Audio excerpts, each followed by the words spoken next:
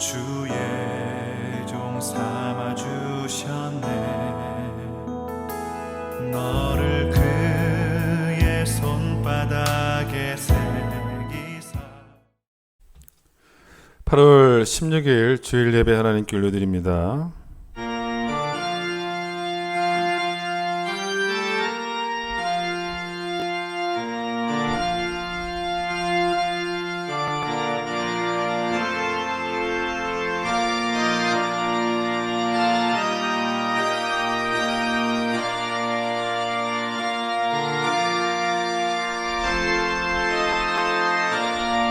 오직 여호와는 그 성전에 계시니 온 땅은 그 앞에서 잠잠할지니라. 기쁨으로 여호와를 섬기며 노래하면서 그 앞에 나아갈지어다.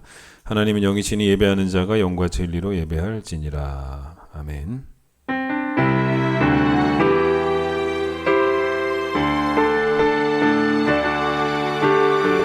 지존하신 주님 이름 앞에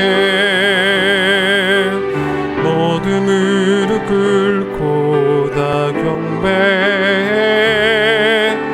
거룩하신 주님 보좌 앞에 엎드려 절하세.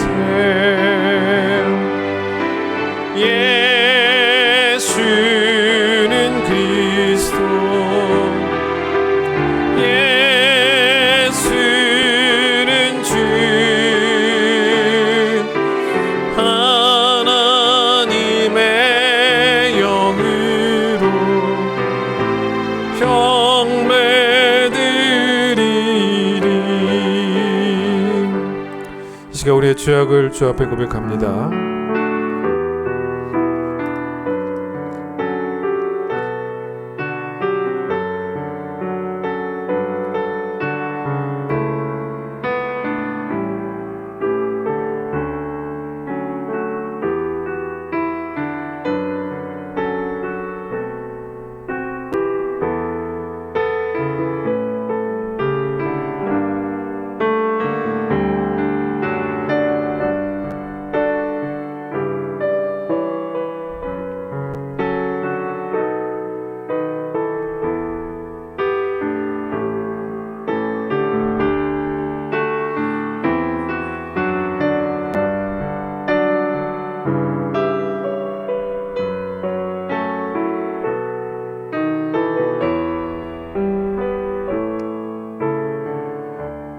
하나님의 주의 인자를 따라 내게 은혜를 베푸시며 주의 많은 긍휼을 따라 내 죄악을 지워주소서. 내가 주께만 범죄하여 주의 목전에 악을 행하였사오니 주께서 말씀하실 때 의로우시다 하고 주께서 심판하실 때 순전하시다 하리이다. 하나님이여 내 속에 정한 마음을 창조하시고 내 안에 정직한 영을 새롭게 하소서. 아멘.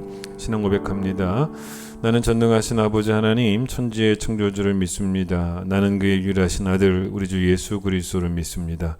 그는 성령으로 잉태되어 동정녀 마리아에게서 나시고 본도 빌라도에게 고난을 받아 십자가에 못 박혀 죽으시고 장사된 지 사흘 만에 죽은 자 가운데서 다시 살아나셨으며 하늘에 오르시어 전능하신 아버지 하나님 우편에 앉아 계시다가 거기로부터 살아있는 자와 죽은 자를 심판하러 오십니다.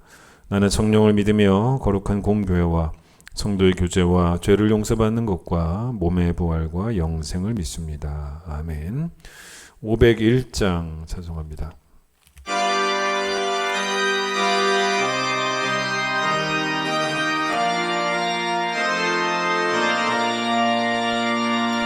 너 지오나 이 소식 전하라.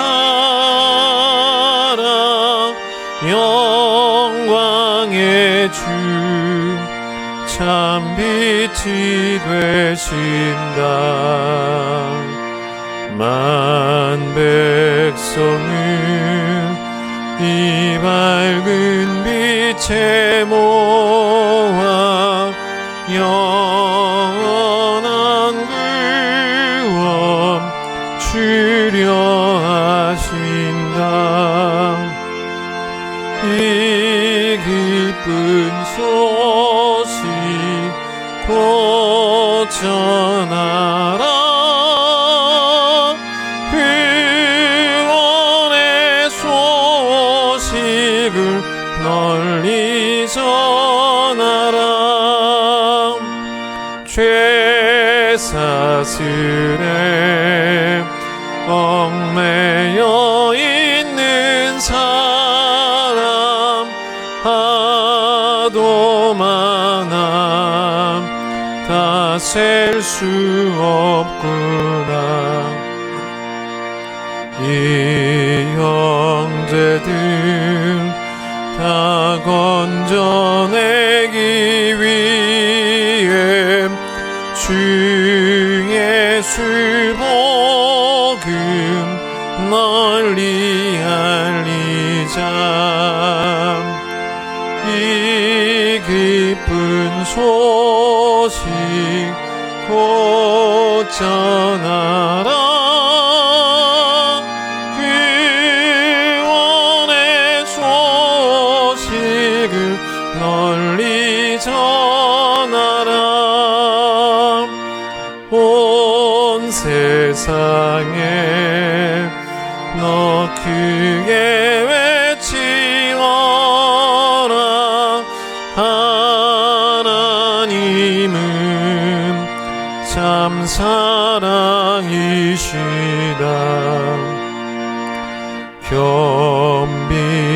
겸비하게 이 땅에 오신 예수 만민의 죄를 감당하셨다. 이 기쁜 소식 곧 전하라. 구원의 소식을 널리 전하라. 내 자녀도 이 복음 전파라. 늘 기도와 온 재물 드려서 이 복음을 너 힘써 전파하면 영광의 상을 내가 받으리. 이 기쁜 소식 곧 전하라. 구원의 소식을 널리 전하라. 아멘. 고린도후서 2장을 봅니다. 신약 288페이지. 고린도후서 2장 14절로 16절. 고린도후서 2장 14절로 16절 말씀을 제가 읽도록 하겠습니다. 항상 우리를 그리스도 안에서 이기게 하시고 우리로 말미암아 각 처에서 그리스도를 아는 냄새를 나타내시는 하나님께 감사하노라. 우리는 구원받는 자들에게나 망하는 자들에게나 하나님 앞에서 그리스도의 향기니 이 사람에게는 사망으로부터 사망에 이르는 냄새요 저 사람에게는 생명으로부터 생명에 이르는 냄새라. 누가 이 일을 감당하리요. 아멘. 최영호 집사님 기도십니다. 사랑과 은혜가 풍성하신 하나님 아버지, 주님의 전지전능하심으로 그 높으신 곳에서 온 천지 만물을 창조하시고 한없는 사랑으로 죄로 인해 죽을 수밖에 없는 저희를 위해서 이 낮은 곳으로 독생자 예수 그리스도를 보내시어 우리를 구원하사 주님의 자녀 삼아주신 그 크신 은혜에 감사를 드립니다. 지난 한 주도 주님의 사랑으로 저희를 늘 돌보아 주시고 또한 거룩한 주일을 맞아 어려운 상황 속에서도 주님께 예배 드리게 하시니 그 은혜에 감사를 드립니다. 존귀하시고 거룩하신 하나님, 아직도 코로나 바이러스가 멈추지 않고 있으며 온 나라와 전 세계가 고통을 당하며 힘든 상황에 처해 있습니다. 코로나 바이러스의 확산으로 온전한 예배가 이루어지지 않고 있으며 저희가 계획했던 여러 가지 활동들이 위축되어 있습니다. 주님, 코로나로 인하여 경제적, 육체적으로 고통받는 모든 사람들을 불쌍히 여기시어 손 내밀어 함께하여 주시고 코로나 확산이 속히 멈춰지게 하시어 하루빨리 온전한 예배와 찬양을 드릴 수 있도록 주님 인도하여 주시옵소서. 공의로우신 하나님, 이러한 어려운 상황에서 저희들 기도에 게으르지 않게 하시옵소서. 기도는 그리스도인의 생명줄이며 영혼의 호흡임을 깨닫게 하시고 고난과 혼란을 기도로 극복하는 저희들 될 수 있도록 인도하여 주시옵소서. 무엇보다 이번 코로나 사태를 통한 하나님의 크신 뜻을 발견하는 저희들 되게 하시고 게으른 영혼과 나약한 믿음 회개하며 깨어 기도하는 저희들 될 수 있도록 인도하여 주시옵소서. 위기 속에서 예배의 소중함을 찾아내게 하시고 이번 코로나 사태로 인해 더욱 하나님을 두려워하며 하나님 앞에 겸손히 나아가는 저희들 될 수 있도록 인도하여 주시옵소서. 사랑의 하나님, 이 시간 저희 죄를 회개합니다. 주님 의지할 수밖에 없는 연약한 인간인 줄 깨닫지 못하고 거저받은 영생의 구원, 은혜의 기쁨, 주님의 그 크신 사랑 인식하지 못하고 때로는 불평불만으로 믿음 없이 신실함 없이 순간순간 보내는 시간들을 회개합니다. 저희를 긍휼히 여기사 저희 죄를 용서해 주시고 온전한 회개 가운데 예수 안에 새 사람으로 거듭나는 저희들 될 수 있도록 인도하여 주시옵소서. 주님 보시기에 기뻐하시는 삶을 사는 저희들 될 수 있도록 지켜주시고 말씀만 붙잡고 말씀의 길로만 걸어가는 복된 한 해 될 수 있도록 주님께서 축복하여 주시옵소서. 자비로우신 하나님, 사랑하는 큰 기쁨 교회 형제 자매들, 어르신들과 아이들, 목사님과 전도사님, 장로님, 권사님, 집사님, 그리고 모든 식구들을 위해 기도드립니다. 주님께서 사랑하시는 저희 큰 기쁨 교회 모든 가족들, 주님께서 사랑하시는 만큼 언제나 지켜주시고 함께하여 주시고 주님 큰 사랑을 붙들어 주시기를 간절히 원합니다. 자주 만나지는 못하는 와중에도 서로의 따뜻한 사랑 전달되게 하시고 무엇보다 이러한 어려운 상황 속에서 모든 식구들 건강 지켜주시고 함께하여 주시옵소서. 어떠한 어려움과 고난이 있더라도 주님 밝히시는 등불 따라 믿음으로 담대하게 나아가는 저희 모든 큰 기쁨 교회 식구들이 될 수 있도록 은혜 내려 주시옵소서. 자비로우신 하나님 아버지, 이 시간 중에 목사님 위해 기도합니다. 목사님 통해 주시는 말씀으로 우리가 영적으로 바른 길로 갈 수 있도록 인도하여 주심을 참으로 감사드립니다. 진리의 말씀으로 저희 목사님과들 함께하여 주시고 또한 그 귀한 말씀 온전히 전할 수 있도록 저희 목사님 영과 육이 늘 강건할 수 있도록 주님 축복 내려주시기를 소망합니다. 영이 늘 깨어 기도하며 몸과 마음이 언제나 주님을 향하여 항상 열려있는 저희 목사님 될 수 있도록 은혜 내려주시옵시고 주님께서 말씀하신 그 복된 진리가 목사님을 통하여 저에게 선포되어질 때 저희 큰 기쁨 교회 모든 성도들이 큰 은혜와 축복받는 시간 될 수 있도록 주님께서 함께하여 주시옵소서. 오늘 이 시간 귀한 은혜의 자리로 이 절에 인도해 주심을 감사드립니다. 저희가 마음과 몸을 아파하여 주님께 신령한 예배를 드리오니 이 예배를 통해서 오직 주님만 영광 받아 주시옵시고 오늘 주시는 말씀으로 넘치는 은혜와 축복을 경험하며 저희의 심령이 성령으로 충만케 되는 복된 시간 될 수 있도록 인도하여 주시옵소서. 감사드리며 이 모든 말씀 예수님의 이름으로 기도드렸습니다. 아멘.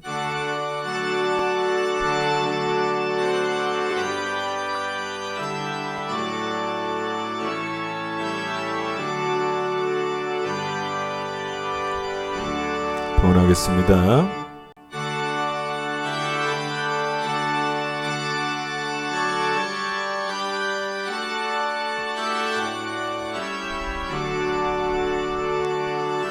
내게 있는 모든 것을 아낌없이 드리네. 사랑하고 의지하며 주만 따라 살리라. 주께 드리네. 주께 드리네. 사랑하는 구주 앞에 모두 드리네.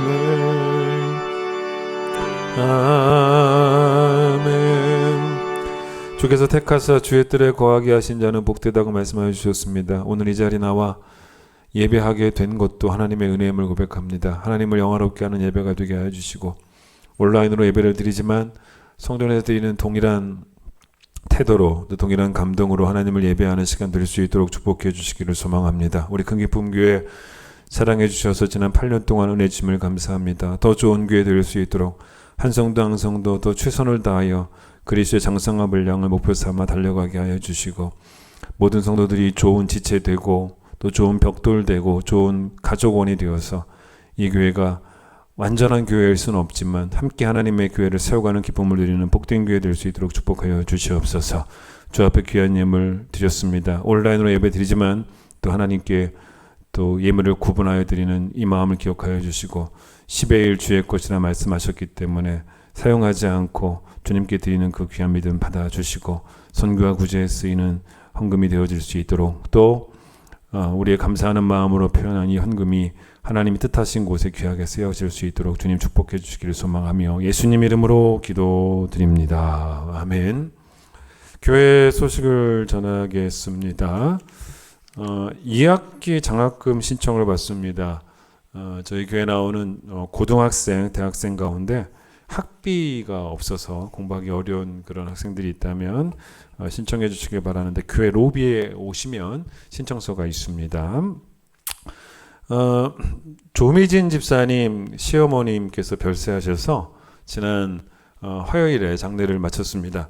조미진 집사님이 누구신지 모르시는 분들을 위해서 구단지에 입구에 GS 편의점이 있죠. 거기 여자 사장님이 저희 교회 성도님이십니다. 조미진 집사님이신데 만나시면 또 하나님의 위로를 전해 주시기를 바랍니다. 찬양하겠습니다.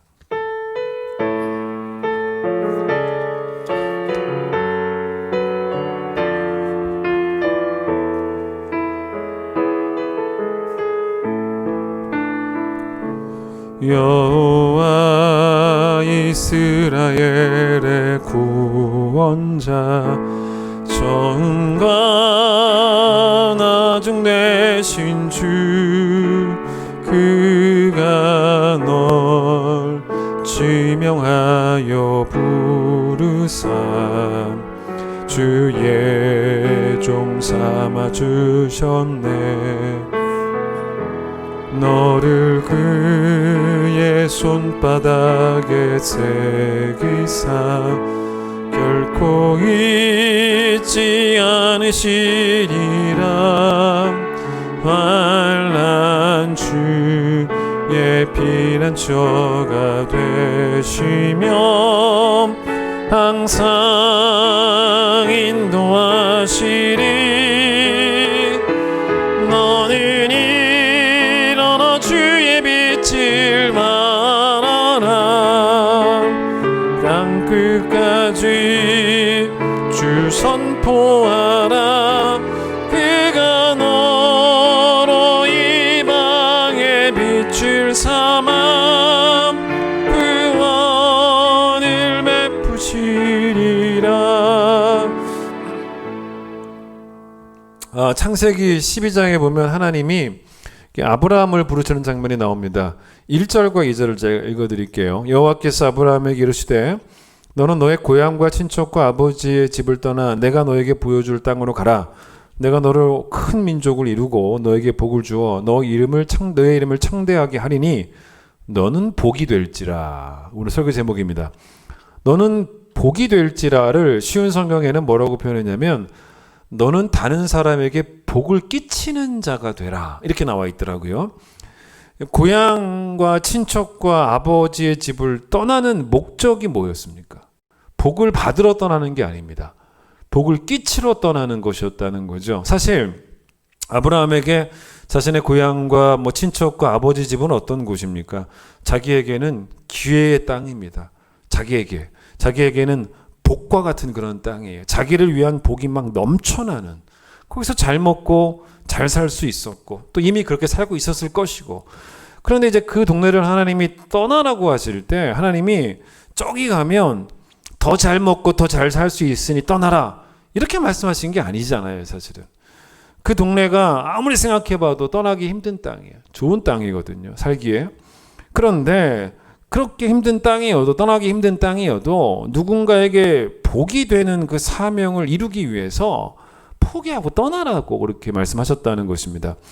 창세기 17장 5절에 보면 하나님이 그 아브라함의 이름을 이제 바꿔주시는 장면이 나옵니다. 원래는 아브람이었죠. 근데 아브람이었는데 그 이름이 아브라함이 됩니다. 성경에 이름 바뀐 사람들 출연하죠. 야곱이 이스라엘이 된다거나, 시몬이 베드로가 된다거나, 또 사울이 바울이 된다거나. 근데 여러분, 그게 단지 이름만 바뀐 건 아니었지 않습니까? 인생 자체가 바뀌었던 거였어요. 인생 자체가 바뀌고 또 인생의 목표 자체가 바뀌었던. 근데 아브람과 아브라함은 어떤 차이가 있냐는 거죠. 원래 아브람 할 때 이 아부라는 앞에 있는 단어는 아버지를 뜻하는 단어고, 이 람은 뭐냐면 람은 존귀한 이런 뜻입니다. 그러니까 아부람은 뭐냐면 존귀한 아버지라는 거예요. 존귀한 아버지. 그런데 이름을 바꿔주시죠. 물론 그 이름도 나쁜 이름은 아니에요. 존귀한 아버지 괜찮죠. 근데 이 이름을 바꿔주실 때, 이 이름 바꿔주실 때 그 초점이 달라요. 초점이 있습니다. 그게 뭐냐면 아부라함에서, 여러분 그 라함이라는 뜻은 뭐냐면 이거는 많은, 다양한 이런 뜻입니다. 그러니까 이게 인생의 목표를 정확하게 말씀해 주신 거죠. 군중의 이런 뜻이에요. 그러니까 열국의 아버지, 많은 사람의, 많은 민족의 아버지. 그러니까 소수의 사람에게만 존귀한 아버지가 되지 말고 많은 사람들에게 존귀한 아버지가 되라는 거예요. 그러니까 여러분 창세기 12장에 너는 복이 되라라는 말씀과 딱 어울리는 이름이 아브라함이에요. 그게 아브라함입니다. 결국은 사실 여러분 죽기 전까지 다 끝난 건 아닙니다. 내가 죽는 마지막 모습까지도, 그 마지막 호흡까지도 누군가에게는 복이 되어야 되는 거예요. 여러분 생각해 보세요. 누군가에게 복을 끼치는 그 인생은 사실은 나이와 전혀 상관이 없어요. 왜냐하면 하나님이 아브라함을 복이 되라고 부르실 때도 아브라함 나이가 몇 살이었냐면 75세였습니다. 그 나이가 적은 나이가 사실은 아니지 않습니까? 그런데 죽기 전까지 끝난 것이 아니다라는 사실을 여러분 명심하셔야 됩니다. 누군가 이런 표현을 쓰더라고요. 후회의 심리학, 이런 재미난 표현을 쓰더라고요. 사람이 후회하는 거 보면 그 마음 상태를 알 수 있다는 거죠. 근데 우리가 보통 후회를 할 때 어떻게 후회를 하냐는 거죠. 뭔가를 해서 후회를 하죠.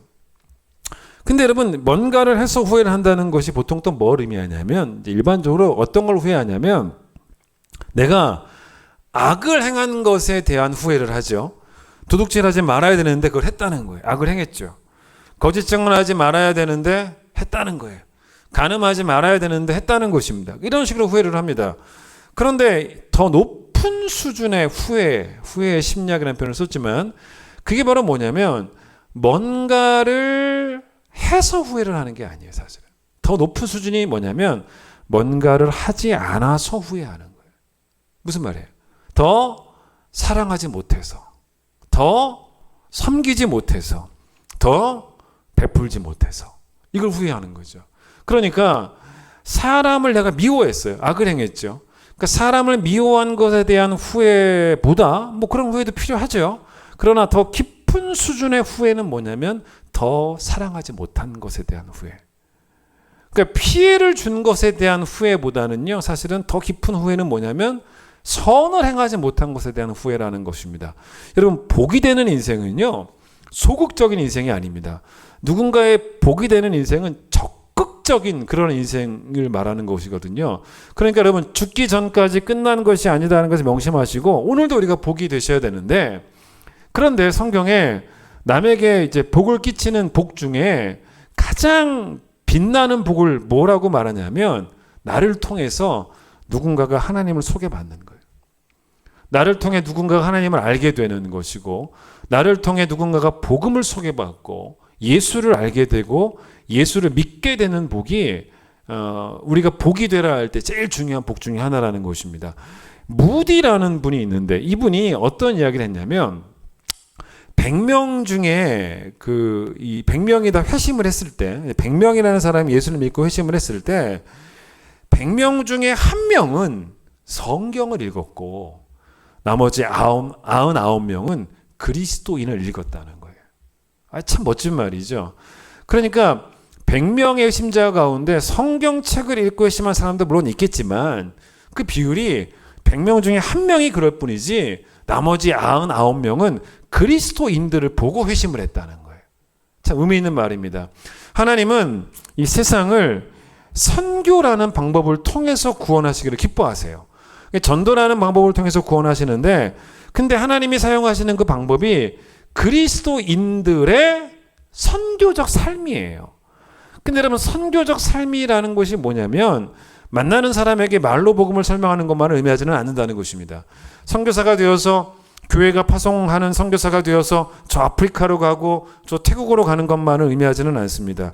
아브라함에게도 가라고 하셨던 것처럼 하나님이 오늘도 우리에게 가라고 하시는데, 우리를 가라고 하시는 곳, 우리를 보내시는 곳이 어디든지 간에 거기에서 내 언어가 선교가 되어야 되고, 내 말이, 거기에서 내 행동이 선교가 되어야 되고, 내 눈빛도, 내 손짓도, 내 생각도 다 선교가 되어야 된다. 그러니까 내 삶이 통째로 하나님이 선교를 위해서 사용하시는 의의 무기가 되어야 한다는 그런 이야기입니다. 이건 모든 성도들에게 사명이에요. 구원받은 자들에게 다 똑같은 사명입니다. 예레미야 13장을 잠깐 보겠습니다. 구약성경 예레미야 13장을 보겠습니다. 구약성경 1072페이지, 72페이지 1072 예레미야 13장을 한번 펴보세요. 자, 이 예레미야에는요, 이 패역한 남유다 백성들, 바벨론의 심판을 받을 수밖에 없는, 근데 거기에 대한 하나님의 경고예요. 회개하라는 거, 하나님께 돌아오라는 그런 심판의 메시지가 들어있는 그런 내용입니다. 근데 이제 이 예레미야를 나중에 한번 여러분 시간 나면 읽어보세요. 이 하나님의 심판을 여러 가지 어떤 비유의 형태로 경고를 하십니다. 뭐 끓는 가마 이런 것도 나오고요. 막 깨져버린 뭐 옹이 이런 것도 나오고, 오늘 뭐 우리가 13장 12절부터 뭐 거기 보지는 않겠지만 뭐 가죽 부대를 채우는 뭐 포도주 뭐 이런 비유도 막 나옵니다. 그런데 이 1절에서 11절까지 비유는 허리띠에 대한 비유인데, 하나님이 이걸 이제 시각적으로 보여주세요. 예레미야에게 어떻게 하냐면, 예레미야에게 이 거기 보시면 4절 보세요. 1절을 보세요. 네가 가서 뭘 사냐면 배로 만든, 배로 된 허리띠를 일단 사라는 것입니다. 그런데 처음에는 이 허리띠를 물에 안 적셔요. 사서 그냥 허리에 차보라는 거예요. 차고 있으라는, 그게 1절이에요. 차고 물에 적시지 말고 차고 있으라는 것입니다. 자, 그러다가 이제 하나님께서 어떤 명령을 또 그 다음에 하시냐면, 그 허리띠를 가지고 4절 보세요. 유브라데 강으로 가서 그 강가에서 그거를 바위 틈에 감추라는 거예요. 물이 있는 강가에 감추라는 것입니다. 그래서 예레미야가 그걸 강가에 숨겨요. 이제 여러분 읽어보시면 나옵니다. 그리고 하나님께서 또 여러 날 후에 다시 예레미야에게 뭐라고 말씀하시냐면, 가서 그 허리띠를 가지고 오라는 거예요. 그래서 이제 가봤다는 거죠. 자, 그래서 여러분 6절 보세요. 여러 날 후에 여호와께서 내게 이르시되, 일어나 이브라데로 가서 내가 너에게 명령하여 거기 감추게 한 허리띠를 가지고 와라. 이렇게 하셨는데, 그냥 갔다는 거예요. 유브라데로 가서 그 감추었던 곳을 파고 띠를 가져오니 어떻게 됐다는 거예요? 띠가 썩어서 쓸 수 없게 되었다. 이걸 하나님께서 이렇게 시각적으로 이제 보여주십니다. 이걸 해보게 한 거죠. 의미가 있었다는 것입니다. 그런데 여러분, 이 배로 만든 허리띠가 물에 닿으면 당연히 썩죠. 근데 이게 뭘 상징하냐면, 이 물은 이 세상에 오염된 죄를 말하겠죠. 그러니까 거기에 물들지 말아야 되는데 거기에 물들으니 다 썩어버렸고, 결국은 그 허리띠는 쓸모가 없잖아요. 쓸모가 없는 그런 허리띠가 된 것입니다. 그래서 이게 결국 뭐냐면, 하나님이 이스라엘 백성을 향한 경고예요. 하나님을 알리는, 하나님을 전하는 수단과 방법으로 너희들을 사용할 수 없게 된 걸 안타까워하시는 거예요. 그 얘기를 하십니다. 그래서 여러분 10절 보세요. 이 악한 백성이 내 말 듣기를 거절하고 그 마음에 완악한 대로 행해서 다른 신들을 따라 그를 섬기며 그에게 절을 하니 그들이 이 띠가 쓸 수 없음 같이 되었다는 거예요.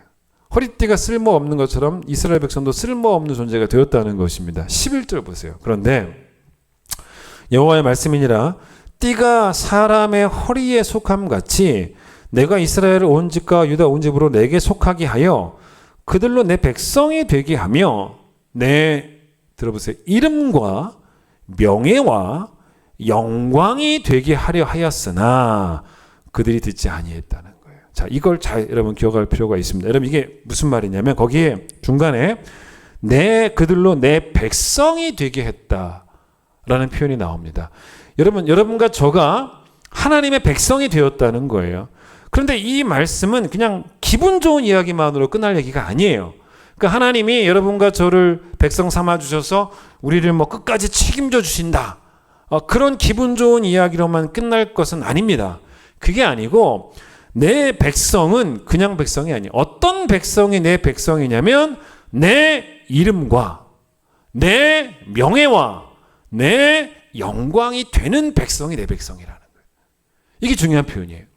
그러니까 여러분 예를 들어서 큰 기쁨 교회 성도라는 의미가 뭡니까? 큰 기쁨 교회 와서 뭐 은혜 받고 복 받고 그 정도 이야기가 아니에요. 여러분이 세상 사람들 보기에 큰 기쁨 교회 이름이 되셔야 되고 큰 기쁨 교회의 명예와 큰 기쁨 교회의 영광이 되셔야 한다는 것입니다. 세상 사람들이 큰 기쁨 교회라는 이름만 들어도 막 치가 떨리게 만드는 사람 되면 안 된다는 거예요. 자, 허리띠를 단지 허리띠라고만 생각하시면 안 됩니다. 하나님이 보여주시고자 하시는 계시는 뭐냐면 사실은 허리띠를 포함한 모든 옷이에요. 옷. 사실은 옷입니다. 허리띠는 옷을 입을 때 옷의 완성이에요. 옷을 다 입고 나서 마지막에 허리띠를 하지 않습니까? 이게 아주 중요한 의미가 있습니다. 여러분 그게 어디에 나오냐면 여러분 잠깐 보시면 11절 다시 보세요. 띠가 사람의 허리에 속함 같이 라고 말합니다. 띠가 사람의 허리에 속함 같이 이스라엘은 내게 속했다는 거예요. 자, 이 말의 의미를 먼저 한번 잘 생각해 봅니다. 이게 무슨 말이냐면 하나님은 이런 말이에요. 하나님은 여러분과 저 하나님의 백성들로 옷 입기를 원하신다는 거예요. 잘 생각해 보세요. 우리가 하나님께 속했다는 말은 우리가 하나님이 우리를 옷으로 입기를 원하신다는 거예요. 그래서 여러분 하나님께서 세상 사람들이 하나님을 믿도록 하는 방법, 믿도록 하기 위해서 눈부실 정도로 막 찬란한 영광으로 빛으로 막 구름으로 불로 그런 식으로 사람들에게 나타나 보이셔야겠습니까? 모세가 떨기나무에서 봤던 그 환상처럼 그렇게 나타나셔야겠냐는 거예요. 바울이 다메섹으로 가던 길에 만났던 부활하신 예수 그리스도가 모든 세상 사람들에게 그렇게 현현하고 나타나시겠냐는 거예요. 그게 아닙니다. 이 본문에서 뭐라고 말하냐면 하나님은 어떻게 하나님을 나타내시냐면 우리가 하나님의 옷이 될 때, 잘 생각해 보세요. 우리가 하나님의 옷이 되어서 하나님을 나타내기 원하신다는 거예요. 자, 이 말이 무슨 말이냐? 그게 옷이 허리띠가 내게 속했다는 말이 그 말입니다. 근데 이제 어쨌든 그 옷이 다 썩었다는 거예요. 이게 무슨 말인지 생각해보면 이런 예를 저희 아내 이야기를 좀 한번 해보면 여러분 적어도 제 눈에는 또 괜히 또 뭐 그렇게 좀 마세요. 적어도 제 눈에는 제 아내는 늘 이뻐요. 제 눈에는요. 예. 강조해야죠. 보편적으로 이쁘다는 게 아니고 제가 보기엔 이쁩니다. 그런데 저희 아내가 언제 제일 이쁜지 아세요? 주일날 제일 이뻐요. 왜냐하면 주일날에는 아주 예쁘게 옷을 입고 화장도 잘하고 원래도 제 눈에는 예쁘지만 주일날 그렇게 예쁘게 옷을 입고 오면 제 눈에는 더 아름다워 보입니다. 적어도 저한테 그렇다는 거예요. 그런데 제가 저희 아내를 이렇게 보면서 와, 야, 진짜 옷 너무 이쁘다 라고 주일날 옷 너무 이쁘다라고 칭찬을 했다고 해보세요. 그 칭찬이 옷만 이쁘다는 칭찬입니까? 옷만 이뻐. 그게 아니죠. 여러분 옷을 칭찬한다는 것은 그 본질은 결국 제 아내를 칭찬하는 거예요. 아, 당신이 이쁘다 그 말입니다. 여러분 세상이 우리를 칭찬하게 된다면 결국 뭐냐면 우리가 입고 계신 하나님을 칭찬하는 거라는 거예요. 그 얘기예요. 똑같은 것이에요. 그게 바로 우리는 하나님의 이름과 명예와 영광을 보여주는 하나님이 입으시는 옷이 되어야 한다는 말이에요. 이 말이에요. 근데 그게 안 됐다는 것입니다. 자, 본문을 다시 보세요. 고린도후서 2장으로 갑니다. 오늘 본문에 여러분 뭐라고 이 바울이 말하냐면 자 보세요. 14절 보시면 항상 우리를 그리스도 안에서 이기게 하시고 우리로 말미암아 그다음 보세요. 각 처에서 우리를 통하여 우리로 말미암아 우리를 통하여 각 처에서 뭘 나타내신다고요? 그리스도를 아는 이 해석이 좀 어렵죠. 그리스도를 알리는 냄새예요. 그리스도를 알게 하는 냄새입니다. 이게 정확히 해석해야 돼요. 그리스도를 알리는 냄새를 우리가 풍겨야 된다는 것입니다. 그런데 여러분 그게 이 해석을 이렇게 그리스도를 아는이라고 하니까 잘 좀 이해가 안 되는데 정확히 원문적으로 해석하면 그리스도를 알게 하는 냄새입니다. 그거를 15절에는 뭐라고 말했냐면 그리스도의 향기라 그랬죠. 이게 뭡니까? 그리스도를 알리는 향기라는 거예요. 그리스도를 알게 하는 향기라는 것입니다. 그런데 여러분 15절을 보세요. 그런데 여기 중요한 표현이 나오죠. 구원을 받은 자들에게나 망하는 자들에게나 하나님 앞에서 우리는 그리스도의 향기라는 거죠. 이 말이 뭔지 아십니까? 잘 들어보세요. 이게 뭐냐면 사람들의 반응에 따라서 영향을 받는 향기가 있더냐는 거예요. 이게 그 말입니다. 즉 사람들의 반응이 어떠하든지 간에 향기는 그냥 향기일 뿐이라는 거예요. 향기를 계속 뿜겨낸다는 것입니다. 여러분 그 페인트 냄새, 뭐 락카 냄새, 석유 냄새 이게 별로죠. 저도 별로 안 좋아합니다. 근데 이런 냄새를 좋아하는 분들이 은근히 있어요. 그런 냄새 좋아하는 분들이 있죠. 얼마 전에 저희 가족이 어디를 갔는데 그 지하 주차장에 차를 딱 세워놓고 내 싣고 나왔는데 그 지하 주차장에 페인트를 새로 칠한 것 같아요. 그랬더니 애들은 막 냄새가 좋다고 난리예요. 근데 늙은 우리는 또 싫잖아요. 어른들은. 어른은 싫어합니다. 그런데 여러분 우리가 보세요. 그 냄새를 좋아하든 싫어하든 그 냄새에 영향을 미치지 않아요. 사람들이 좋아하든 싫어하든 냄새는 퍼져나갑니다. 이게 그 얘기예요. 그래서 15절에 구원받는 자들에게나 망하는 자들에게나 말이 나온 거예요. 세상 사람들이 반응이 어떠하든지 간에 우리는 세상 사람들을 위해서 그리스도의 향기를 계속 뿜어내는 사명이 있어야 된다는 거예요. 즉 이 말은 이걸 정확히 아셔야 돼요. 우리의 행동이 사람들에게 보이기 위한 행동이 되어야 한다는 거예요. 무슨 말이냐? 이 말 오해하시면 안 돼요. 이게 외식하라는 말이 아닙니다. 우리의 행동을 사람들이 봐야 한다는 거예요. 꼭 보게 해야 된다는 겁니다. 왜냐하면 우리의 행동을 보고 만약에 사람들이 칭찬을 하게 된다면 그거는 단순히 내게 영광이 되는 게 아니에요. 예레미야 13장의 말씀처럼 내가 하나님의 이름이 되었다는 거예요. 내가 하나님의 명예가 되었다는 것입니다. 내가 하나님의 영광이 되었다는 것입니다. 사람들이 보게 해야 된다는 거예요. 그래서 마태복음 5장 16절에도 예수께서 뭐라고 말씀하셨냐면 너희 빛을 사람 앞에 비치게 해라. 보여지게 해라. 그들로 너희 착한 행실을 보고 그래요. 착한 행실을 보고 우리가 보여준 바가 있어야 된다는 거예요. 그것 때문에 그 다음 뭡니까? 목적이 나오죠. 어떤 목적이 있었기 때문에 하늘에 계신 너희 아버지께 영광을 돌리게 하도록 하기 위해서. 그러니까 사람들에게 보여주기 위한 행동이 돼야 된다는 것입니다. 그 목적이 뭡니까? 하늘에 계신 하나님께 영광을 돌리도록 하기 위해서라고 말하지 않습니까? 게다가 이 본문을 보세요. 바울은 빈틈을 주지 않습니다. 우리가 사람들에게 보여지는 향기가 되어야 된다고 말했지만 그 앞에 보세요. 그리스도 향기니 앞에 뭐라고 나옵니까? 하나님 앞에서도 분명히 강조합니다. 그러니까 우리의 행동은 하나님 보시기에도 당당한 행동이 되어야 한다는 거예요. 그러니까 외식은 당연히 아닌 거예요. 그랬을 때 사실은 호불호가 있을 수가 있어요. 우리 때문에 호는 뭐겠습니까? 구원받는 자가 더하여지는 놀라운 역사가 일어날 수도 있죠. 여러분 불호는 뭐겠습니까? 제자들이 사도행전에서 보여줬던 그 행동들 때문에 박해를 불러일으키기도 합니다. 그런 거예요. 근데 박해를 받을 수도 있고 아니면 사람들을 회심케 할 수도 있지만 그 결과는 하나님께 맡기고 우리가 할 거는 뭐냐면 향기를 잃어버리면 안 된다는 거예요. 반응이 어떠하든지 간에. 이게 중요한 표현입니다. 익타티우스라는 분이 계세요. 익타티우스라는 분이 무슨 말을 했냐면 침묵을 지키면서 증인이 된 것이 떠들썩하게 말하면서 증인이 아닌 것보다 훨씬 좋은 거다. 다시 들어보세요. 침묵을 지키면서 증인이 된 것이 떠들썩하게 말하면서 증인이 아닌 것보다 훨씬 좋은 것이다. 그러니까 이게 뭡니까? 말만 잘하는 그리스도인들이 세상에 보게 되는 사람들이 아니라는 거예요. 차라리 말은 못해도 삶 자체가 하나님의 이름이 되고 하나님의 명예가 되고 하나님의 영광이 되면 그게 훨씬 더 효과적인 선교가 되는 것이고 세상에 복을 끼치는 성도가 된다라는 그런 이야기입니다. 이런 말도 있어요. 아멘은 끝이 아니라 시작이다라는 말도 있습니다.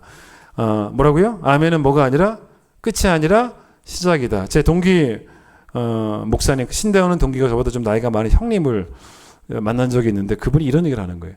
저희가 소망교회 서울 강남에 있는 우리 교단 아시죠? 소망교회 새벽 예배에 가본 적이 있다는 거예요. 갔다가 죽을 뻔했다는 거예요. 왜요? 그랬더니 성도들이 설교 시간 내내 아멘 아무도 안 하고 너무 조용하고 너무 침묵 그냥 아멘 하나도 없는 그런 교회가 자기는 죽을 뻔했다는 거예요. 그래서 제가 그 얘기 듣고 뭐라는지 아세요? 파주의 소망교회가 큰 기쁜 교회라 그랬어요. 우리 교회도 그렇다고. 우리 교회도 아멘 안 한다고. 근데 여러분, 아멘을 입으로 하지 않으시고 속으로 조용히 하셔도 상관없어요. 여러분의 아멘 소리가, 여러분 지금 오늘 TV 보시면서 아멘 하고 계세요? 여러분의 아멘 소리가 뭐 작다고 안 한다고 제가 삐지거나 그러지는 않습니다. 그러나 아멘이 여러분의 삶의 끝이 아니라는 거예요. 시작이 돼야 된다. 아멘이 예배를 끝마치는, 설교를 끝마치는 마침표가 아니에요. 아멘하면 예배 끝났구나가 아닙니다. 아멘하고 그리스도의 향기가 되는 삶을 시작하기 위해서 교회에서 세상으로 선교적 사명으로 파송되는 사람들 여러분이 되셔야 된다는 것입니다. 사실 오늘 설교는 지난주일 설교 2편과 같아요. 왜냐하면 우리 교회가 지난주일은 뭡니까? 믿는 자들에게 본이 되는 교회가 되자는 것이었는데 제가 마지막에 추가한 게 있어요. 그런데 물론 믿는 자에게 복이 되는 것, 여러분 믿는 자에게 본이 되는 것, 이건 다른 말로 바꾸면 믿는 자들에게 복이 되는 거예요. 맞죠? 그런데 오늘은 그것뿐만이 아니고 초대교회처럼 믿는 자의 수가 더하여지는 교회가 되어야 한다. 그거는 세상 사람들에게도 복이 되는 그런 교회가 되어야 된다는 것입니다. 여러분 늘 기준은 교회가 제시하는 거예요. 세상이 제시하는 기준에 교회가 따라가면 그게 바로 뭐냐면 교회에 세속합니다. 교회가 제시하는 기준에 대해서 세상 사람들의 호불호는 있을 수가 있어요. 그러나 예수님 시대에도 예수를 따라가는 자가 있고 예수를 거부하는 자가 있었지만 그렇다고 해서 예수님이라고 하는 기준이 바뀌거나 변경되거나 그러신 적이 없습니다. 아니면 기준을 낮추신 적도 없어요. 예수님이 우리에게 세상의 빛이 되라, 세상의 소금 되라라고 말씀하신 것은 우리가 교회만 있지 말고 세상으로 침투해 들어가라는 것입니다. 그런데 여러분 세상으로 침투해 들어갈 때 세상이 어둡고 세상이 썩어 있으니까 빛과 소금으로 들어가라는 것입니다. 그런데 여러분 빛이 아닌 비슷한 곳으로 침투해 들어갈 수도 없는 것이고 소금이 아닌 소금 비슷한 곳으로 침투해 들어갈 수 있는 것도 아니에요. 무슨 말이냐면 소금은 맛을 잃으면 소금이 아닌 것이고 빛은 빛을 잃으면 빛이 아닌 것입니다. 무슨 말이냐? 우리는 세상에 침투하는 거예요. 세상과 동화되는 게 아닙니다. 그러니까 우리는요, 이게 맞아요. 세상에 호불호가 있든 없든 간에 우리는 기독교적인 확신들을 가지고, 여러분 뭐 SNS에서 만나는 친구들이 뭐라고 하든지 간에 우리는 기독교적인 확신들을 가지고 기독교적인 가치들을 가지고, 여러분 세상에서 만나는 친구들이 뭐라고 말하든지 간에 기독교적인 윤리 기준들을 가지고 그 어떤 것도 양보해서는 안 된다는 거예요. 그게 침투예요. 침투는 동화가 아닙니다. 있는 그대로 들어가는 거예요. 여러분 세상 사람들보다 우리가 공부도 못할 수도 있어요. 회사에서 업무 능력도 떨어질 수도 있습니다. 돈도 없을 수도 있습니다. 이거는 문제가 아니에요. 그런데 진짜 문제는 뭐냐면 영적인 주도권을 놓치는 거예요. 영적으로 주도권 놓친다는 건 아주 위기입니다. 영적으로 인도할 사람은 세상이 아니에요. 교회예요. 우리예요. 우리.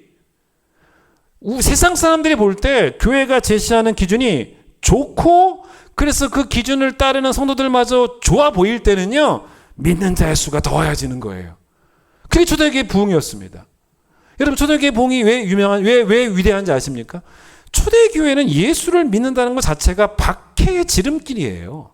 그러나 박해를 받는 한이 있더라도 그 기준이 좋다고 여기는 사람들, 교회가 좋아 보이고 예수 믿는 사람들이 보여주는 모습이 좋아 보이는 사람들은요, 박해받을 각오하고 예수를 믿기로 결단하고 교회로 몰려들었던 게 초대교회 부흥이었습니다. 이게 교회의 능력이에요. 여러분, 이 능력이 회복돼야 됩니다. 교회가. 우리가 주도해야 된다는 것입니다. 여러분, 역사 속에 막 교회가 살아났을 때 세상이 변하는 사례들은 늘 있어 왔습니다. 대표적인 게 스코틀랜드의 대부흥이었습니다. 제가 이런 글을 읽은 적이 있어요. 이 스코틀랜드 부흥이 우리나라 평양 대부흥처럼 말입니다. 어떤 정도였냐면 이런 글을 제가 읽었어요. 막 공장들마다 이 스코틀랜드가 영적으로 각성을 하고 대부흥이 일어나니까 공장들마다 막 창고를 막 몇 개씩 더 막 짓는 일이 벌어졌다는 것입니다. 왜 그랬을까요? 왜 여러분, 왜 영적으로 부흥하니까 공장들이 왜 창고를 왜 지었을까요? 뭐 하나님이 막 공장들마다 잘 되게 하셔서 그게 아니에요. 예수 믿고 회심하고 회개를 한 공장 근로자들이 저마다 훔쳐갔던 물건들을 다 갖고 온 거예요. 그게 너무 많아가지고 창고를 만들 정도로 술집, 사창가 손님이 없어가지고 문을 다 닫게 되었다는 것입니다. 폭력, 강도, 절도 이런 게 없어가지고요. 경찰들이 놀았다는 할 일이 없어가지고. 재미난 게 뭐지? 심지어는요. 광부들이 어떤 회개를 했냐면 평소에 막 그토록 때리고 막 구박했던 석탄 날르던 나귀들 있지 않습니까? 걔네들을 끌어안고 막 울면서 형제요 라고 말하는 바람에 나귀들이 성령 충만해졌다는 거예요. 이건 뭐 누가 웃기자고 한 말이겠지만은 여러분 제대로 된 교회는 제대로 된 성도는 절대로 그 영향력이 미약하지 않습니다. 그 길이 좁아요. 좁은 길이어서 걷는 자가 적고 넓은 길에는 걷는 사람들이 많아도요. 우리가 주도해야 돼요. 끝까지 그 길을 고집하면 분명히 하나님이 그 길을 걷는 동역자의 수를 더하여 주신다는 거예요. 그걸 잊지 마셔야 돼요. 바울이 빌립보 교회에 요구한 게 있습니다. 빌립보서 2장으로 한번 가보세요.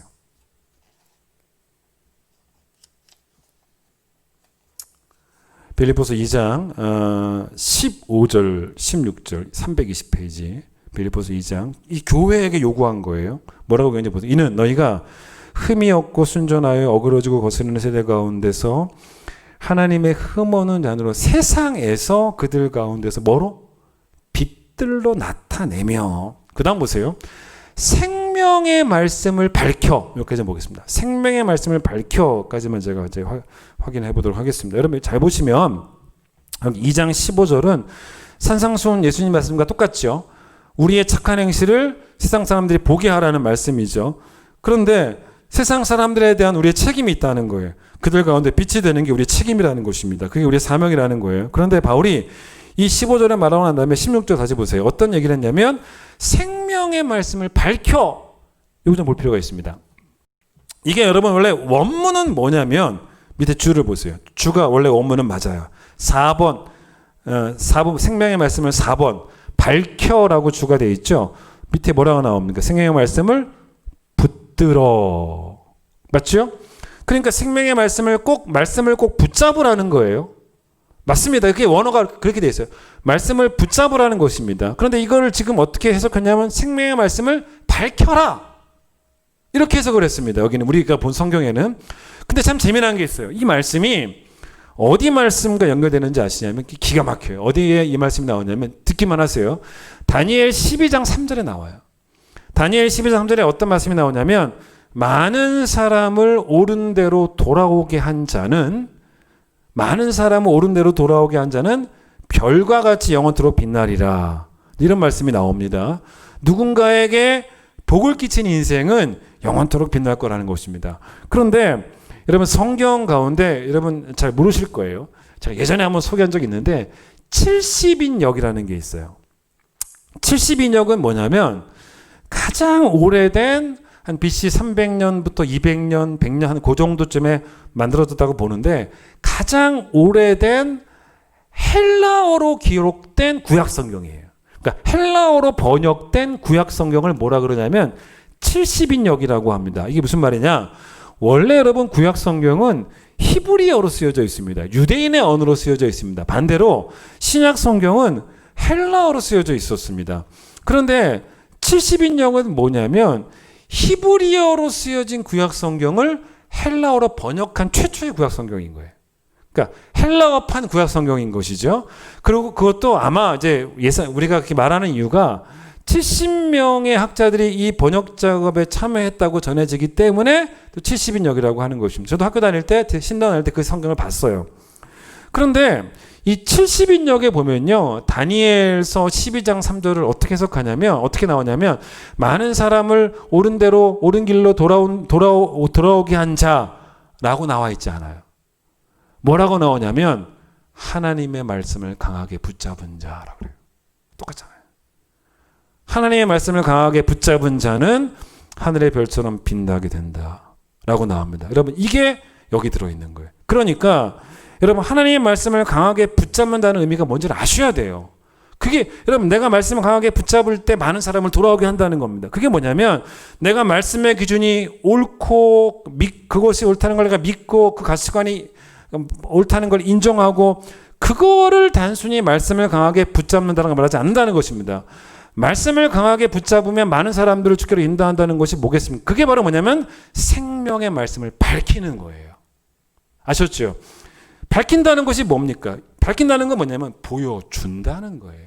내가 붙잡고 있는 수준이 아니고 보여준다는 것입니다. 세상 사람들에게 보여준다는 것입니다. 그게 바로 뭐냐면 세상 사람들에게 세상 속에서 말씀의 원칙대로 기준대로 그 법대로 사는 우리의 기독교의 가치관대로 윤리대로 사는 모습을 계속 보여준다는 거예요. 자, 다니엘 12장 3절에 그 말씀이 나올 때 우리는 사실 이해가 돼요. 왜 이해가 되냐면 다니엘서의 다니엘과 세 친구가 어땠냐는 거예요. 남의 나라에 끌려갔지 않습니까? 우상의 나라에 끌려왔습니다. 근데 그들이 거기서 뭘 했습니까? 생명의 말씀을 붙잡은 거예요. 그러니까 그들이 그 땅에서 뭐 했냐면 그 땅의 사람들과 다른 기준으로 산 거예요. 사자굴에 갇히는 한이 있더라도 자기들의 길이 옳다는 것을 보여주는 그게 바로 생명의 말씀을 밝히는 거예요. 보여주는 일에 조금도 주저함이 없었고 여러분 그렇게 하는 것이 우리 인생이 되어야 된다라고 바울도 말하고 빌립보서에서 그다음에 다니엘서에서 말하고 있다는 것입니다. 여러분 다시 한번 강조합니다. 세상 사람들에게 그 향기가 악취로 느껴지든지 아니면 향기로 느껴지든지 간에 그들이 어떻게 느끼는지가 여러분과 저의 행동을 결정하면 안 됩니다. 우리는 꾸준히 우리가 할 일은 구원받는 자들에게나 망하는 자들에게나 생명의 향기를 밝혀서 하나님 앞에서 늘 그리스도를 알게 하는 향기가 되어야 한다는 바로 그거예요. 그래서 믿는 자의 수가 더해지는 것이 바로 우리가 의의 무기가 되었다는 걸 입증하지만 박해를 받아도 하나님은 분명히 우리를 의의 무기라고 평가하신다는 거예요. 그 얘기입니다. 제가 오늘 설교 처음에 그 무디 이야기를 했죠. 100명의 심자 가운데 1명은 성경을 읽었고 99명은 그리스도인을 읽었다라는 이 말씀의 정신이 그대로 들어있는 게 어디 나오냐면 들어보세요. 베드로전서 3장 1절부터 4절입니다. 들어보세요. 아내 된 여러분은 쉬운 성경을 읽어드릴게요. 남편에게 순종하십시오. 그러면 주님의 말씀을 믿지 않는 남편이라도 말씀은 안 믿어도 말없이 실천하는 여러분의 행동을 보고 하나님을 믿게 될 것입니다. 남편들은 여러분이 하나님을 섬기면서 깨끗한 생활을 하는 것을 지켜보고 있습니다. 여러분은 겉모양만 화려하게 꾸미지 말고 썩지 않는 온유하고 정숙한 마음으로 속사람을 꼭 단장하도록 하십시오. 이것이 하나님께서 보시기에 값진 것입니다. 그 얘기예요. 베드로전서 2장 9절 너희는 택한 족속이고 그 다음 뭔지 아세요? 왕같은 제사장이고 거룩한 나라 그의 소유된 백성 이는 들어보세요. 너희를 어두운 데서 불러내어서 그의 기이한 빛에 들어가게 하신 이의 아름다운 덕을 선전하게 선포하게 하려 하심이라. 자, 너희는 택한 백성. 하나님이 우리를 택하신 구원하신 목적. 하나님이 아브라함을 택한 목적이 뭐였어요? 복이되라고. 똑같아요. 택한 족속이죠. 그 이유가 뭡니까? 왕같은 제사장 되라고. 이렇게 이어지는 것입니다. 그런데 여러분 조금 어렵죠. 제사장은 뭐냐면 일단 하나님과 사람을 연결시키는 역할. 그러니까 하나님께로 사람들을 옳은 대로 인도하는 역할이 바로 제사장이죠. 그런데 왕같은이란 말이 좀 어렵습니다. 여러 해석이 좀 있어요. 근데 그중에 가장 제가 보기에는 적절한 해석은 뭐냐면 우리가 왕이 아니잖아요. 우리가 하나님이 아니지 않습니까? 우리가 예수 그리스도가 아니지 않습니까? 이게 어떤 해석이 가장 좋으냐면 왕에게 속한이라고 해석하는 게 좋다고 봅니다. 왕에게 속한. 무슨 말이냐면 쉬운 성경에는 뭐라고 나오냐면 우리는 왕의 제사장. 쉬운 성경에는 우리를 왕의 제사장이라고 말을 합니다. 그게 무슨 말이겠습니까? 왕이신 하나님께 속해서. 그 말이에요. 우리는 하나님의 허리띠예요. 하나님이 우리를 입으시는 거예요. 그러니까 우리는 왕이신 하나님께 속해서 하나님이 우리를 세상을 하나님과 화목케 하시는 일 가운데 화목의 복음을 보여주는 일 가운데 화목의 복음을 밝히는 일 가운데 여러분과 저를 사용하기 원하신다는 거예요. 그게 바로 하나님을 선포하는 삶, 하나님을 선전하는 삶. 여러분 이 선전을 생각해보면 여러분 사실 선전이 좀 문제죠. 제가 이제 TV 광고를 이렇게 보거나 아니면 뭐 이렇게 홈쇼핑을 보거나 그래서 그걸 이제 보고 사는 경우 있지 않습니까? 근데 여러분 뭐 항상 그런 건 아니지만 그걸 보고 산 다음에 집에 배달되어서 온 물건을 보면 어때요? 광고보다 뛰어나요? 못해요? 사실은 광고보다 못한 경우가 대부분입니다. 그렇죠? 여러분 뭐 유명한 연예인들이 막 사용한다고 해서 사봤지만 또 우리가 사보면 또 막상 그렇게 멋지지도 않아요. 뭐 보통 그렇습니다. 여러분 우리의 광고가 그렇게 TV에서 되는 광고가 문제가 뭐냐면 그 물건보다 광고가 너무 과장되어 있다는 게 문제예요. 근데 우리의 광고는 여러분과 저의 광고는 거꾸로예요. 반대입니다. 우리의 광고의 문제는 뭐냐면 하나님을 다 못 담아내요. 그게 문제인 거예요. 우리의 광고 안에 하나님을 담아낼 만큼 우리가 하나님이 우리를 옷 입고 싶어 하는데 우리의 옷이 하나님을 보여줄 만큼 그렇게 아름답지 않다라는 것입니다. 예? 여러분 하나님이 우리를 옷 입고 싶어 하신다는 거예요. 자꾸만 여러분 자기 만족적인 기독교 왜 어떻게 기독교가 거기 머뭅니까? 교회 와서 복 받으면 되지. 그게 아닙니다. 여러분 자기 만족적인 기독교회는요 우리가 감당해야 될 왕의 제사장 그 직분은 온데간데 없는 것입니다. 선교적 삶은요 우리 평생의 사명이에요. 그 매미 이야기를 좀 하고 마치려고 하는데 매미의 일생 혹시 아세요? 매미 일생이 이렇더만요. 이렇게 알로 태어나가지고 그 나무 속에서 1년을 지냅니다. 그 알로. 그러다가 이제 애벌레가 되면요 이 매미가 땅 속으로 기어 들어갑니다. 근데 그 땅 속에서 군뱅이 생활을 몇 년 하는지 아세요? 혹시 아세요? 5년을 합니다. 5년을 군뱅이 생활을 해요. 5년, 6년, 뭐 7년까지도. 그리고 나서 여러분 이제 땅 위로 굴을 파고 나와요. 5년 뒤에. 그래서 껍질을 다 벗고 비로소 매미가 돼요. 그런데 매미가 된 다음에 일주일이나 열흘 살다가 죽어요. 그게 매미의 인생입니다. 근데 여러분 여름에 매미 한번 보세요. 여름 매미가 얼마나 막 시끄럽게 울어요. 여러분 여름에 매미 소리 엄청 크게 들리죠? 왜 우는지 아세요? 7일밖에 못 사니까 열흘밖에 못 사니까 억울해서 우는 거죠. 그게 아니에요. 걔가 우는 이유가 있어요. 7일 동안 사명 감당하려고 우는 거예요. 놀라운 이야기입니다. 누가 우는지 아세요? 암컷은 안 운대요. 수컷만 웁니다. 수컷이 왜 우는지 아십니까? 짝을 찾는 울음이에요. 도시가 아무리 시끄러워도 짝을 찾아야 돼요. 도시의 소리보다 더 큰 소리로 웁니다. 그 짝을 찾아요. 짝을 찾아가지고 또 다른 생명을 낳지요. 알을 낳지요. 그러면 수컷도 죽고 암컷도 죽습니다. 여러분 한낱 매미도 생명을 낳는 일에 그 짧은 평생을 다 쏟아붓습니다. 말 그대로 그 일주일마저도 세월을 아끼며 삽니다. 여러분 매미에게서 배우셔야 돼요. 바울에게 평생의 소원이 뭔지 아십니까? 한 사람이라도 더 죽게 인도하는 거예요. 해산의 수고를 감당하는 것, 그걸 아주 당연하게 여깁니다.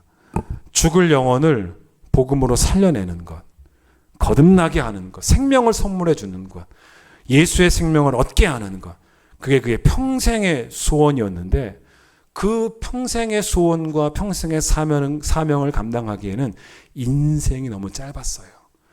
그래서 바울이 지독하게 고집했던 게 바로 무엇이었냐면 자기 스스로가 먼저 복음에 합당한 생활이었어요. 왕의 제사장 직분을 포기하지 않았습니다. 여러분도 꼭 그렇게 되셔야 되는 거예요. 꼭 누군가에게 복이 되는 인생을 살아가는 그게 우리 사명입니다. 그럼 모든 성도 되시기를 간절히 축원드리겠습니다. 찬양하겠습니다.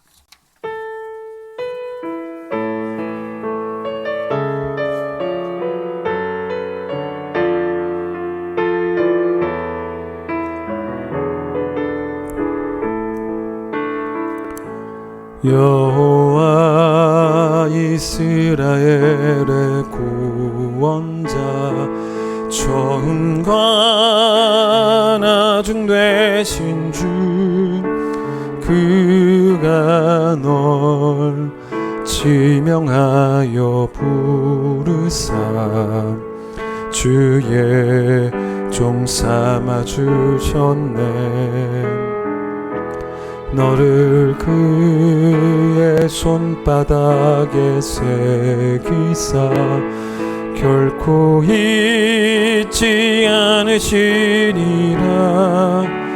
환난 중에 피난처가 되시며 항상 인도하시리.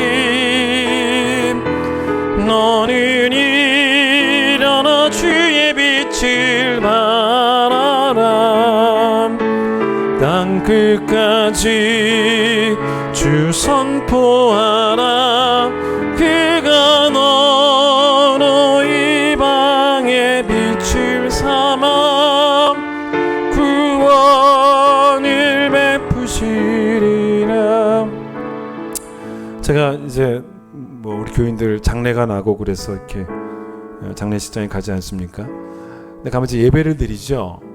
그런데 이제 고인이 예수 믿고 구원받은 이제 그런 장례식이면은 또 할 수 있는 내용의 설교가 있고 그 주제에 맞게. 근데 이제 고인이 예수를 믿지 않고 그렇게 돌아가신 그런 가정에서 예배를 드릴 때 참 설교가 어려워요. 근데 그때 제가 어떤 설교를 주로 하냐면 우리 교인에게 복이 되라는 설교를 해요. 이 가정 구원해야 되지 않겠냐고. 그거를 장례식장에서 선포합니다. 뭐 거기 그 설교를 듣기 불편해하는 사람들도 있을 수 있어요. 호불호가 갈립니다. 뭐 그 유족들 가운데 싫어하는 사람도 있겠지만은 선포해야죠. 여러분 우리 인생이 매미의 인생처럼 그 짧은 세월 동안 생명을 낳는 사명을 감당하셔야 돼요. 여러분이 세상의 반응이 어떻게 오든지 간에 그 향기가 계속 짙은 향기가 되셔야 됩니다. 그 향기를 통해서 여러분들을 통해 사람들이 그리스도를 알게 돼요. 여러분을 읽어요. 성경을 읽지 않아 여러분을 읽습니다. 내가 하나님의 명예가 되도록, 하나님의 이름이 되도록, 내가 하나님의 영광이 되도록, 하나님의 나를 옷 입으실 수 있도록 꼭 그런 성도 되게 해달라고 다시 한번 기도하겠습니다. 찬양하겠습니다.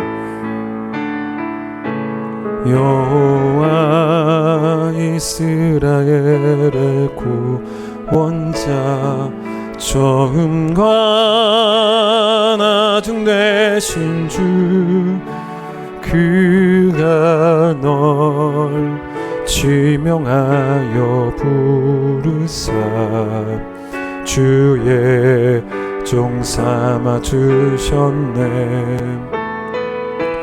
너를 그의 손바닥에 새기사 결코 잊지 않으시리라.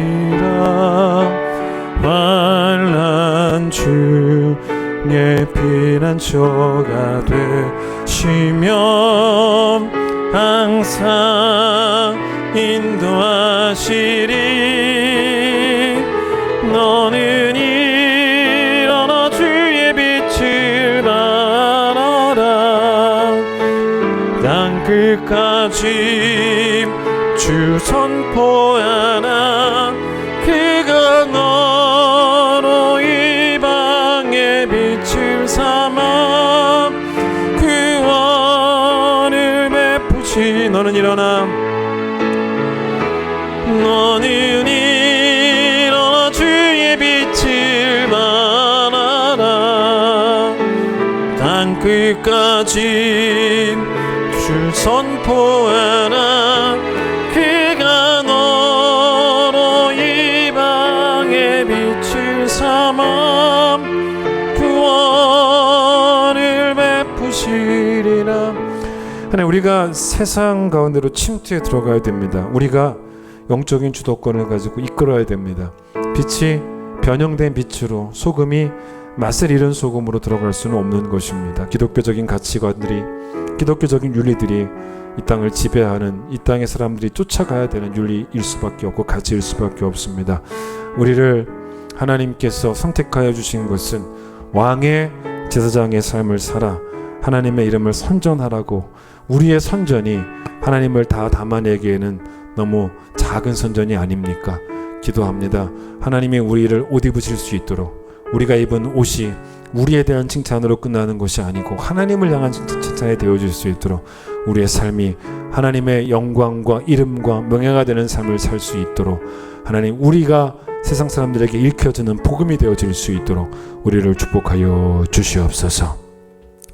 이전에 예수님 놀라우신 은혜와 하나님의 사랑과 성령의 역사, 증거 교통하심이 복음에 합당한 생활을 하기를 간절히 소망하는 많은 사람들을 주께로 인도하기 위하여 복음을, 말씀을 밝히는 삶을 살기를 원하는 모든 성도들을 위해 함께 하시길 간절히 축원하옵나이다. 아멘.